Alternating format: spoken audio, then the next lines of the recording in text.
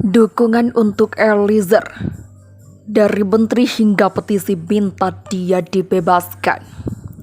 Semua pihak akan berpihak pada Richard Eliezer karena statusnya adalah sebagai JC gitu. Apa yang hakim ingin baca dari nota pembelaan pribadi, yaitu bagaimana lewat nota pembelaan pribadi itu terdakwa bisa meyakinkan majelis hakim, bahkan bisa meyakinkan seluruh umat manusia bahwa orang ini adalah orang yang terpercaya. Perbuatan yang didakwakan ini sebenarnya sudah terbukti, tetapi bukan merupakan perbuatan pidana, Mas. Ada alasan penghapus pidana, baik itu alasan pembenar maupun alasan pemaaf. Ya, tapi dalam konteks penyertaan, dia adalah orang yang disuruh melakukan sehingga tidak memiliki pertanggungjawaban pidana, Mas. Perintah yang diberikan oleh Ferdy Sambo merupakan perintah yang mengandung kontrante morale, Mas. Tekanan moral sedemikian rupa yang nggak mungkin bisa dihindari, diabaikan, dan ditolak oleh Richard Eliezer.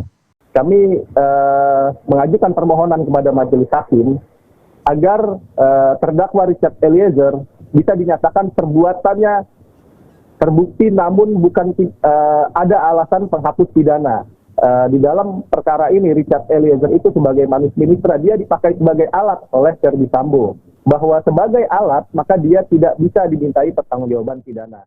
Fakta Richard Eliezer adalah JC patut dipertimbangkan. Patut juga dimasukkan penghargaannya, keringanan penjatuhan hukuman. Secara teori memang ya di beberapa negara pun bisa dimaafkan JC itu, bisa dibebaskan malahan gitu ya. Apalagi sudah banyak ahli yang menyampaikan soal itu gitu ya. Jadi kami di undang-undang seperti itu sebaiknya itu yang diadopsi oleh hakim dalam memutuskan, dan masyarakat juga turut serta. Ini salah satu hal yang kemudian bahkan ini ya keluarga Richard juga keluarga almarhum Brigadir Joshua itu juga sudah memaafkan.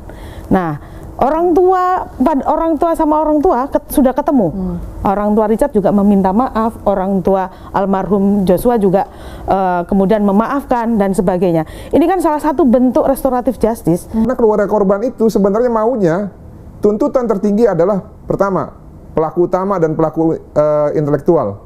Dalam hal ini siapa? Ferdy Sambo. Lalu siapa lagi? Pemicu Putri Chandrawati. Berdasarkan surat tuntutan jaksa loh. Sehingga harusnya yang dituntut tertinggi kedua adalah Putri. Lalu yang ketiga siapa? Yang turut serta Ricky dan Kuat. 4 orang ini tidak ada dimaafkan oleh keluarga korban. 4 orang ini tidak ada mengakui kesalahannya, tidak ada menyesal, justru bersama-sama memfitnah Joshua yang sudah meninggal, yang sudah dibunuh secara berencana dan secara keji, dan juga mereka bunuh lagi 2 kali. Dengan apa? Dengan mengatakan bahwa Joshua adalah pemerkosa. Richard ini beda sendiri. Walaupun dia pelaku, ya, dalam artian dia yang nembak. Nah, yang membedakan adalah Richard ini dialah perpanjangan tangan keluarga korban untuk membuktikan Ferdy Sambo terlibat dan seluruh terdakwa yang lain terlibat. Menuntut tinggi orang-orang yang bertanggung jawab secara langsung dan meringankan tuntutan kepada orang yang sudah berkontribusi dan juga sudah menerima permaafan dari keluarga korban.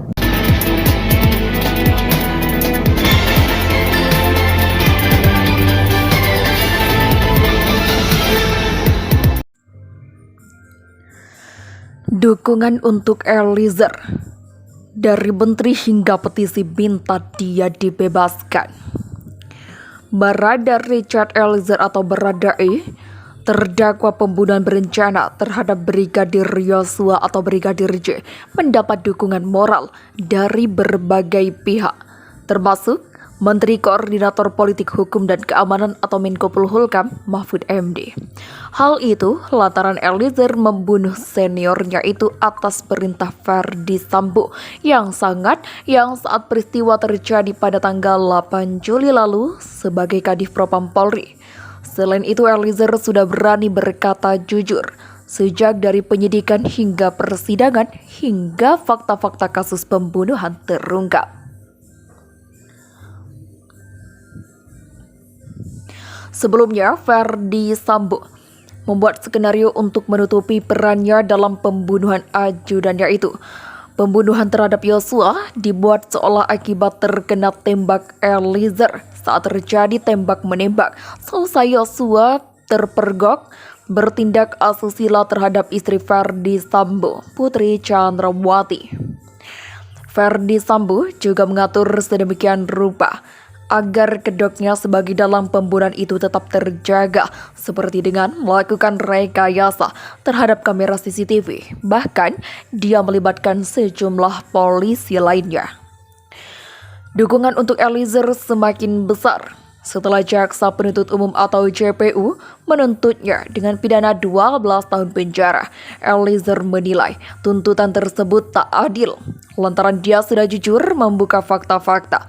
Eliezer menumpahkan kekecewaannya saat menyampaikan nota pembelaan atau pledoi. Nota pembelaan Eliezer berjudul "Apakah harga kejujuran harus dibayar 12 tahun penjara di Pengadilan Negeri Jakarta Selatan?"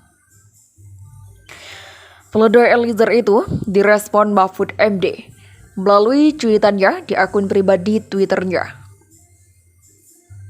Muhammad Mahfud MD pada Kamis, dia mendoakan Eliezer dihukum ringan, namun dia menegaskan terkait putusan merupakan kewenangan majelis hakim. Mahfud mengunggah 3 cuitan. Adinda Richard Eliezer, saya senang saat membaca pledoi tadi kamu mengucapkan terima kasih kepada banyak pihak, termasuk kepada saya. Saya berdoa agar kamu mendapat hukuman ringan. Tapi itu semua terserah kepada majelis hakim. Kita harus sportif dalam berhukum, bahwa hakimlah yang berwenang memutus hukuman, tulis Mahfud pada cuitan pertama. Pada cuitan kedua, dia mengaku masih ingat bahwa Eliezer lah yang membuka rahasia kasus pembunuhan yang didalangi terdakwa Ferdi Sambo itu. Aku masih ingat, kasus ini menjadi terbuka ketika pada tanggal 8 Agustus 2022, kamu membuka rahasia kasus ini, bahwa faktanya bukan tembak, melainkan pembunuhan. Sebelum itu selama sebulan, sejak 8 Juli, kamu mengaku saling tembak karena ditembak duluan. Tapi tanggal 8 Agustus itu kamu bilang, itu pembunuhan, sambung Mahfud dalam cuitannya. Kemudian pada cuitan kedua, Mahfud mengatakan berkat kejujuran Eliezer itu, Ferdi Sambo akhirnya mengaku membuat skenario. Dia mengapresiasi sikap Eliezer yang jantan.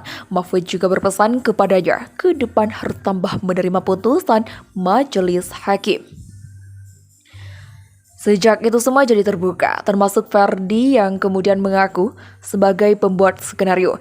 Ingatlah, setelah membuka rahasia kasus ini, kamu menyatakan bahwa hatimu lega dan lepas dari himpitan karena telah mengatakan kebenaran tentang hal yang semula digelap gulitakan. Kamu jantan, harus tabah menerima vonis, tulis Mahfud. Sebagai masyarakat juga memberi dukungan melalui petisi di Change.org yang berjudul Bebaskan Richard Eliezer. Petisi yang dimulai 3 pekan lalu itu hingga Sabtu pukul 17.55 waktu Indonesia Barat telah diteken 24.441 orang dari target 25.000 tanda tangan. Petisi tersebut dibuat pemilik akun Luruskan 1 yang ditujukan kepada Jaksa Agung Muda, Tindak Pidana Umum Kejaksaan Agung atau Kejagung, Lembaga Perlindungan Saksi dan Korban atau LPSK, dan Pengadilan Negeri Jakarta Selatan. Ada 1 orang terdakwa yang sedari pemeriksaan di tingkat penyidikan sudah mengakui perbuatannya, sehingga akibat pengakuan tersebut menyebabkan kasus pembunuhan ini menjadi terkuak.